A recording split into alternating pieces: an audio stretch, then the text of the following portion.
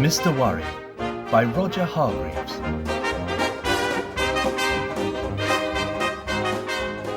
Poor Mr. Worry. Whatever happened, he worried about it. If it rained, he worried that his roof was going to leak. If it didn't rain, he worried that all the plants in his garden were going to die. If he set off shopping, he worried that the shops would be shut when he got there. And when the shops weren't shut when he got there, he worried that he was spending too much money shopping.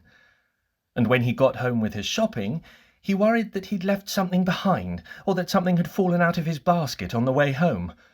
And when he got home and discovered that he hadn't left anything behind and that nothing had fallen out of his basket on the way home, he worried that he'd bought too much. And then he worried about where to put it all. Life was just one long worry for poor Mr. Worry.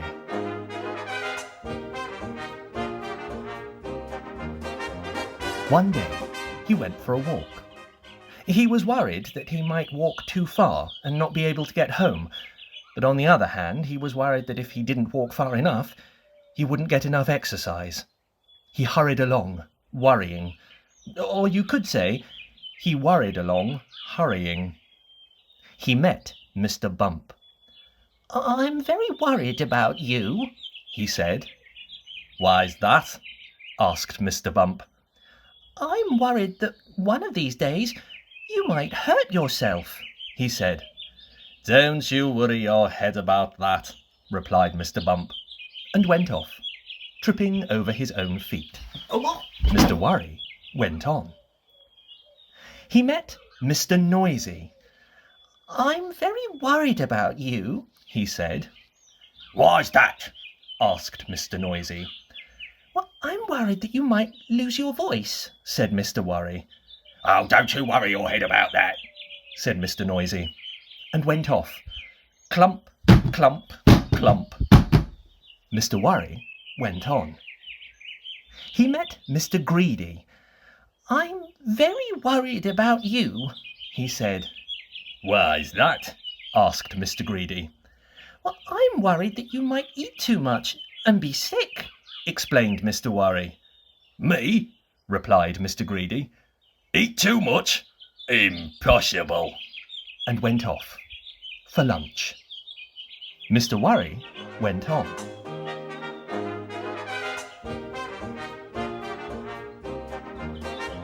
He met a wizard. "Hello," said the wizard. "Who are you?"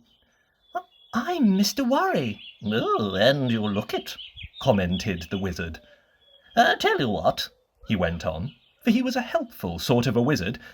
"Why don't you go home and write down every single thing that you're worried about, and I'll make sure that none of those things ever happen."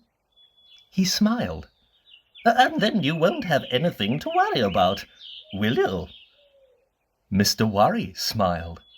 It was the first time he'd smiled in a long time. In fact, it was the first time he'd smiled that year.